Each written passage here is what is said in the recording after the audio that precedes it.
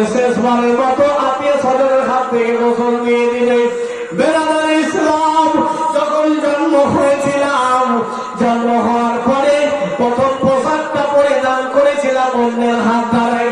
হয় কি মা পড়িয়েছে, নাহলে বাবা পড়িয়েছে, বড় ভাই পড়িয়েছে, দাদা পড়িয়েছে, নানি পড়িয়েছে, আত্মীয় স্বজনের দ্বারাই পড়িয়েছিলাম। জীবনের প্রথম পোশাকটা অন্যের হাত দ্বারায় পড়েছিলাম, তেমনি জীবনের শেষ পোশাকটাও অন্যের হাত দ্বারায় আমাদেরকে পড়ানো হবে।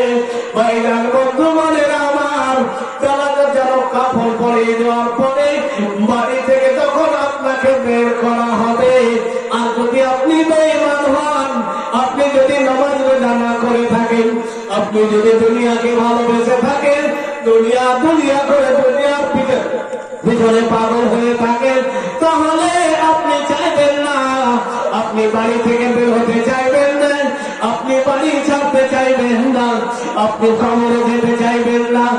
আর যদি আপনি বেঈমানদার থাকেন, কোরআন তেলাওয়াতকারী থাকেন, নামাজ আদায়কারী থাকেন, তাহলে বলবেন ভাইরা বন্ধুরা আমার, তোমরা আমাকে দেরি করো না, কবরে নবী মুস্তাফার সাক্ষাৎ হবে, আমি আমার নবীর দিদারের জন্য লড়াই করেছি। বেরাদার ইসলাম মুআজ্জাজ সামাইনে কেরাম, মৃত্যু ব্যক্তি কান্না করে, কেউ কান্না শুনতে পায় না। আমরা যা কথা বলি, যা কিছু করি, আমার মৃত্যু ব্যক্তিরা শুনতে পাবে। কার শ্রবণ ঠিক আছে, কিন্তু বলার ক্ষমতা থাকবে না। যদি আমরা মৃত্যু ব্যক্তির কান্না শুনতে পেতাম, কবরের আযাবকে দেখতে পেতাম গো ভাই, তাহলে আমরা দুনিয়ার মায়া জালে থাকতাম না। কবি বলছেন শোনেন সবে ভাই বন্ধু গো বসিয়া,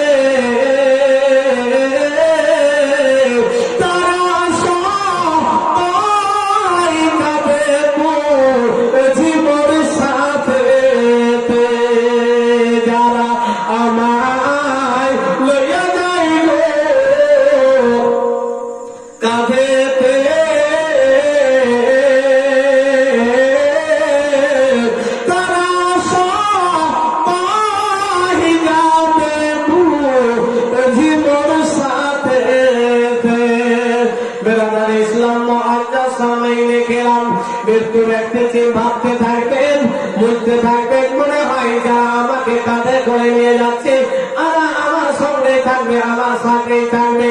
ভাইজান বন্ধুগণের আমার, কবরস্থানে গেলে জানাজা আদায় করার পরে, দোয়া হয়ে যাওয়ার পরে যখন কবরে দুইজন ব্যক্তি নামবে, নামার পরে উপর থেকে মানুষজন ভরিয়ে দেবে, তখন সেই সময় চিন্তা রাখতে ভাববে দুইজন ব্যক্তি মনে হয় আমার সঙ্গে কবরে থাকবে।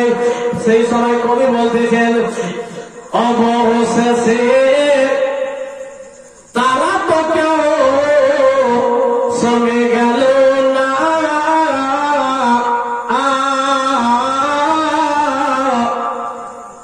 কবরে নামাই এলো দুইজনা, কবরে নামে এলো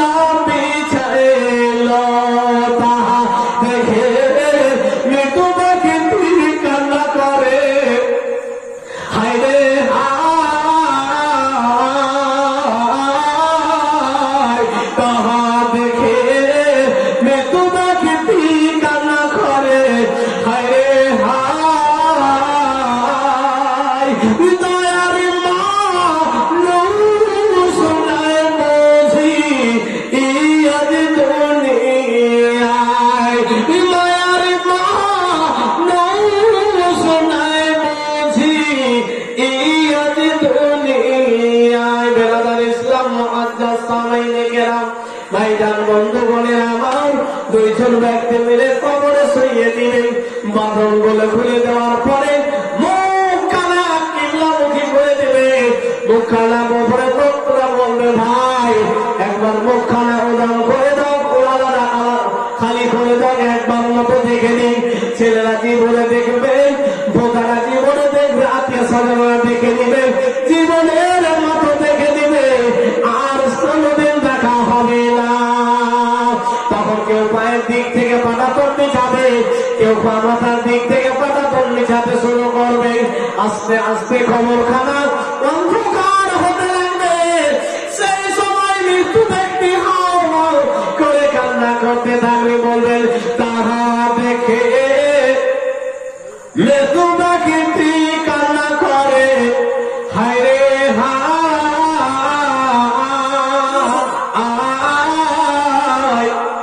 দয়ারে মা শোনায় বুঝি এই আজ দুনিয়ায়, মায়ার মা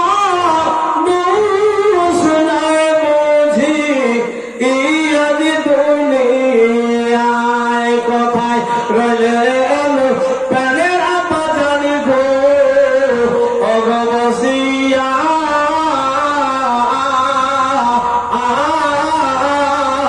জন্মের বিহিত গোছে এড়ে আসিয়া, শেষবার মা তো দাও গোদা একা আসিয়া। আপা যান বলে কান্না করবে, বলে আপা গো আমাকে লালন পালন করার জন্য, আমাকে বড় করার জন্য, আমাকে সুশিক্ষিত করার জন্য তুমি বোম্বাই গিয়েছো, দিল্লিতে গিয়েছো, আব্বাজান জমিতে গিয়েছো। আমি যদি যখন ছোট ছিলাম, যদি আমি হাঁটতে যখন শিখতেছিলাম, এক কদম দুই কদম চলতে যখন আমি চলতে পারতাম না, তুমি আমাকে মাটিতে পড়ার আগে কোলে উঠিয়ে নিয়ে বুকে জড়িয়ে নিয়েছো। আব্বা গো, কোনো কষ্ট তুমি আমাকে পেতে দাওনি, কোনো দুঃখ আমাকে পেতে দাওনি। আজকে তোমার সেই ছেলে একা অন্ধকার খবরে, আব্বা কি করে রাত কাটাবো, আব্বা কি করে থাকবো। আব্বা গো, তুমি আমাকে জন্ম দিয়েছো, আমার জন্য অনেক কিছু করেছো। আব্বা জান, দয়া করে মেহেরবানি করে আমি একে তুমি জন্ম দিয়েছো, সেই জন্মের দাবি ক্ষমা করে দাও। আম্মা জান বলে কান্না করতে থাকবেন। আম্মা জানকে বলবেন, আম্মা জান তোমার গর্ভ থেকে আমি দুনিয়ায় এসেছিলাম, তুমি দুনিয়ায় শুধু জন্ম দেওয়ার পরে ছেড়ে দাওনি, 2 বছর 2.5 বছর দুধ পান করিয়েছ আম্মা গো। শুধু তাই করনি, আমাকে কোনো কষ্ট তুমি হতে দাওনি। তোমার আম্মা জানেলে তোমার দুধ পান করেছি মা, তুমি আজকে কোথায় রয়েছো মা? তোমার ছেলে আমি আজকে কবরে রয়েছি। কবি বলতেছেন কোথায় রইলেন আম্মা জানি গো, অগবসিয়া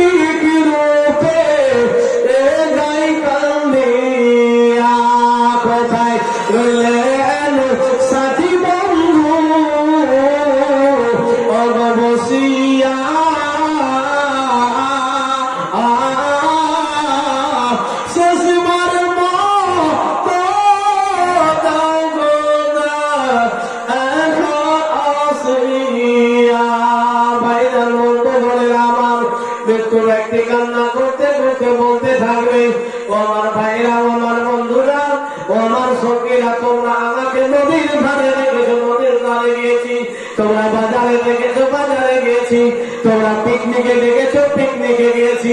আজকে ভাই তোমরা আমাকে একা খবর ফেলে অন্ধকার ঘরে কেন চলে গেলে? বেরাদার, এই হলো মৃত্যু ব্যক্তির কান্না। শুধু জালসা না, এটা আমাদেরকে হতে হবে, মরতে হবে। এই বাড়ি, এই গাড়ি, টাকা পয়সা, সোনা চাঁদি সব কিছু ছেড়ে আমাদেরকে যেতে হবে। কিন্তু আমরা জানি না কোনদিন যাবো, কিন্তু যাবো। বেরাদার, মুআজ্জাজ সাহাবায়ে কেরাম, আল্লাহু তাবারাক ওয়া তাআলা বলেছেন, হে আমার বান্দা বান্দীরা, তোমাদের মরণটা নির্ধারিত সময় লিপিবদ্ধ রয়েছে। সেই সময়ের মতো আমার মালাকুল মউত ইসরাইল তোমার নিকটে যাবে, তোমার আত্মাটা বের করে দেবে। বেরাদার ইসলাম, মুআজ্জাজ সাহাবায়ে কেরাম, একজন আল্লাহওয়ালা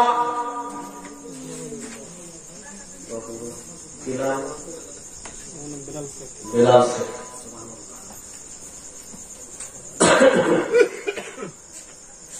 বেরাদার ইসলাম, মুআজ্জাজ সাহাবায়ে কেরাম, একজন আল্লাহওয়ালা কি করতেছেন?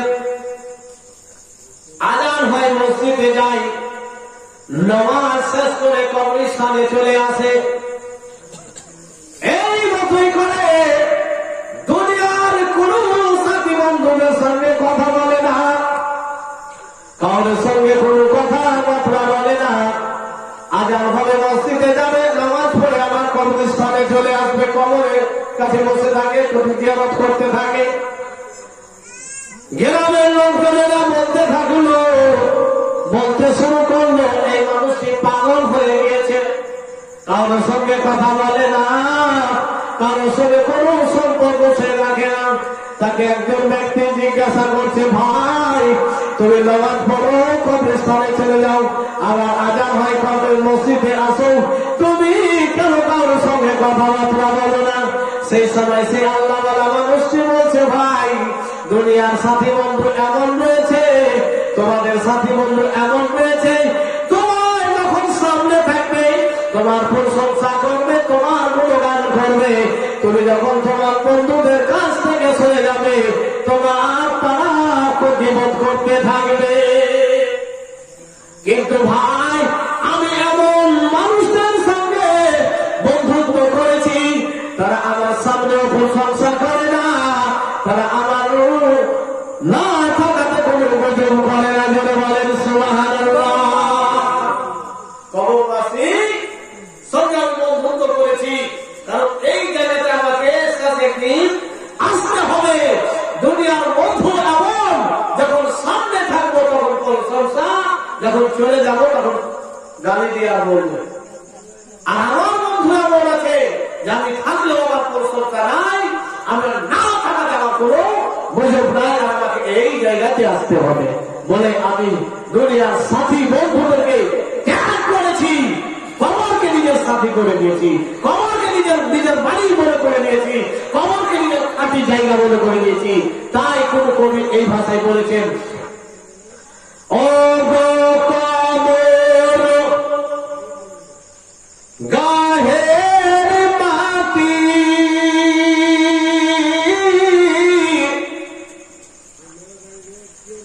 দুনিয়ার মায়ার বুকে আজ তোমারে জেনেছি খাঁটি। কথা ঠিক কিনা? আমি যখন ভাবি বাজারে যাচ্ছি, হাটে যাচ্ছি, বাড়িতে থাকছি, কবরস্থানে যাই না, কিন্তু না গেলেও কি আমার যখন আত্মা বেরিয়ে যাবে, এখন যদি আমি মারা যাই তো আমাকে আমার কবরস্থানে রাখা হবে, আপনাকে আপনার কবরস্থানে রাখা হবে। ভাই শেষ পর্যন্ত আপনি যখন কবরে থাকবে তখন বলবেন যে কবি সত্যি বলেছিল যে কিছুই নাই, কিছুই নাই, এটাই আসল খাঁটি জায়গা, এটাই আসল স্থান। যেখানে আমি জীবনে ছিলাম তখন এখানে আসিনি, যেখানে আমাকে কিয়ামতের সকাল পর্যন্ত থাকতে হবে। ও গাহের মাটি,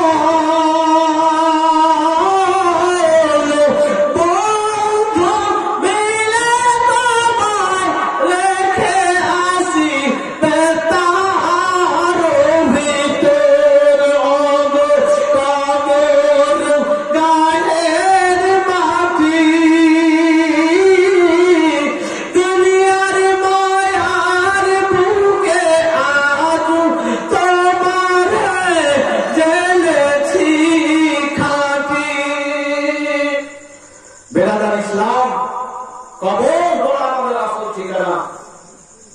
কিয়ামতের আখিরাতের প্রথম স্টেপ হচ্ছে কবর।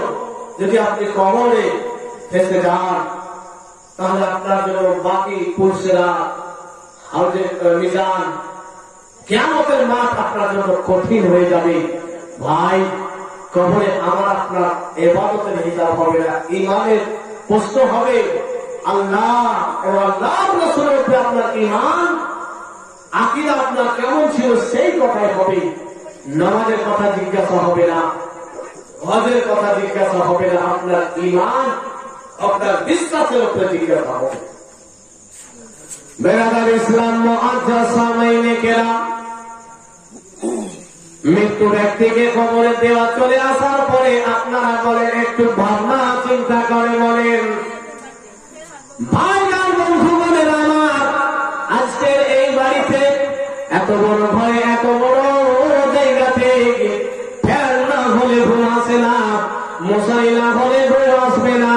ভাইজান বন্ধু বলেন আমার, একটা ছোট্ট মশার কাপড় আমরা সহ্য করতে পারি না, একটা ছোট্ট মশার কাপড় আমরা সহ্য করতে পারি না। ভাই ও মায়েরা বন্ধুদের আমার, বলেন কবরে মশারির প্রয়োজন হবে গো মা, কবরে আপনার ফ্যানের প্রয়োজন হবে গো মা। এই গ্রামে যদি এখন লাইন ভেঙে যায়, আলো নিয়ে যায়, অন্ধকার চলে আসবে মা, ছোট্ট একটি জায়গাতে কবরে আলো বাতি সাথে কিছু থাকবে না মা, কি করে কবরে প্রথম রাত পার করবেন মা? কিতাব বলেন, মানুষকে আপনি দিনের যে অংশে দাফন করেন, কবরে রাখেন, আপনার সূর্য ডোবার কিছুক্ষণ আগের সময় মুহূর্তটা বুঝাবে। আমাকে দাফন করলেন 10টার সময়, সময় নির্ধারিত হলো 10টার সময়, কিন্তু যখন আমি কবরে যাব তখন আমাকে মনে হবে সূর্য ডুবতে যাচ্ছে। বেরাদার ইসলাম মুআজ্জাজ সামাইনে কেরাম,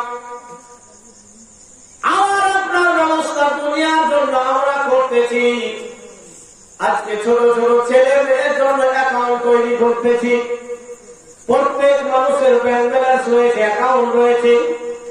ভাইজান বন্ধু বলেন আমার, মহান রব্বুল আলামিন আপনাকে দুনিয়ায় পাঠিয়েছেন, আপনাকে দুনিয়া বাড়ি গাড়ির জন্য পাঠায়নি।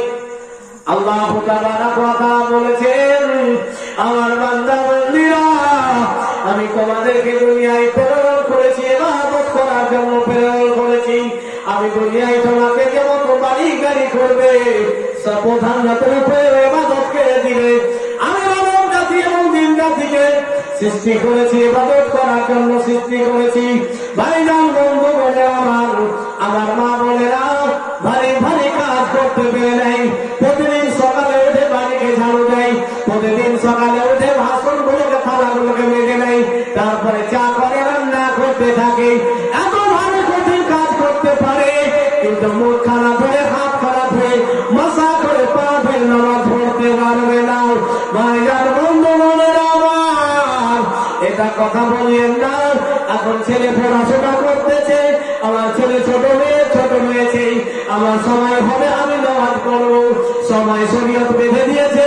যখন বাচ্চা 7 বছরের হয়ে যাবে, আপনাকে নামাজের জন্য আদেশ করতে হবে, নামাজের শিক্ষা দিতে হবে।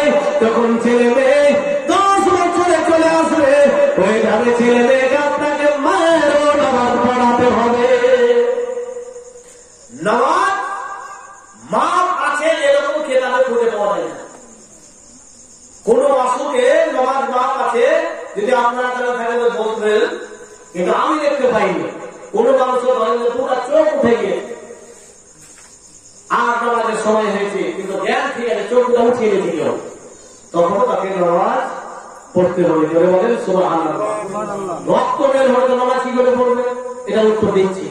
দুটা হাত কেটে দিয়েছে, নামাজের সময় হয়েছে, আপনাকে নামাজ পড়তে হবে। যদি অজ্ঞান না হয়, আপনার যদি জ্ঞান থাকে, দুটা পা নাই, দুটা হাত নাই, দুটা চোখ নাই, কানও কেটে দিয়েছে, কিন্তু জ্ঞান ঠিক আছে, তখন নামাজ ফরজ আছে। মানে যদি জ্ঞান ঠিক থাকে, হুঁশ যদি থাকে, নামাজ পড়তেই হবে। এবার নামাজ কখন পড়বে না? যদি পাগল হয় বা কিংবা পাগলি হয়, জ্ঞান নয়, হুঁশ হারিয়ে দিয়েছে। একজন মানুষ যদি এখানে একটা মশলা মনে করে গেল, মনে করে নি, একজন মানুষ কোন কারণে বেহুশ হয়ে গেল, অজ্ঞান হয়ে গেল। মানুষটি বেহুশ হয়ে একদিন থাকলো, যখন জ্ঞান ফিরলো, যদি 4 ওয়াক্ত নামাজ বেহুশ হয়ে কেটেছে, যখন জ্ঞান ফিরেছে তখন এই 4 ওয়াক্ত নামাজ কাজা করতে হবে। যদি বলেন সুবহানাল্লাহ, তবুও নামাজ মাফ নাই। এবার যদি 5 ওয়াক্তের বেশি নামাজ সবাই যদি বেহুশ অবস্থায় কেটে যায়, তাহলে এই বাকি নামাজ যেগুলো ছুটলো এগুলো কাজা করতে হবে না। যখন হুঁশ হয়েছে তখন থেকে নামাজ পড়তে হবে। তাহলে যারা নামাজ পড়ে না, হয় পাগলি হবে না, পাগল, আর না হয় মুসলমান হবে না। কথা বুঝাতে পেরেছেন? কথাগুলো বুঝা যাচ্ছে? নামাজ পড়বে না যারা হয় মুসলমান হবে না, আর না হয় পাগলি নেই, পাগল আছে। বেরাদার ইসলাম মুআজ্জাজ সাহাবায়ে কেরাম, আজকে আমার ভাইরা বন্ধুরা মাঠে গিয়ে ঘন্টার পর ঘন্টা কাজ করতে পারে, দিনের পর দিন কাজ করতে পারে, প্রতিদিন ঘন্টার পর ঘন্টা কাজ করতে পারে, লোন নিতে পারে, কিন্তু 10 মিনিট 15 মিনিট সময় বের করে নামাজ পড়বে না। সেই শয়তান তার বশ হয়ে গেছে। সে নিজের কথাই চলে না, সে শয়তানের কথাই চলে, শয়তান তাকে চালাই। ভাইজান বন্ধু বলেন আমার, শয়তানকে যদি আপনি সরে সরাতে চান, কোরআনকে বুকে জড়িয়ে নেন। শয়তান থেকে যদি দূরে থাকতে চান, কোরআনকে বুকে জড়িয়ে নেন। শয়তান থেকে দূরে থাকতে চান, জান্নাতের নিকটে হতে চান, কোরআনকে জড়িয়ে নেন। শয়তান থেকে দূরে থাকতে চান, জাহান্নাম থেকে দূরে থাকতে চান, রোজাকে নিজের আমল বানিয়ে নেন, নামাজকে নিজের কর্ম বানিয়ে নেন। ভাইজান বন্ধু বলেন আমার, যে ব্যক্তি নামাজ পড়বে দুনিয়ার কাজ কর্ম করবে, যে ব্যক্তি নামাজ করবে দুনিয়ার কাজ কর্ম করবে, যে ব্যক্তি কোরআন শিখবে দুনিয়ার কাজ কর্ম করবে, সেই ব্যক্তি বলেছেন সেই ব্যক্তি দুনিয়াতে সফল হবে এবং আখিরাতেও সফল হবে। আজকে মানুষ দোকান আছে, বলে আমাদের যাবো তো সময় নষ্ট হবে, আমার কাস্টমার ভুলে যাবে। কিছু মানুষ এমন করে দিচ্ছে যে মৌলভী সাহেবরা নামাজ পড়ছে গরিব।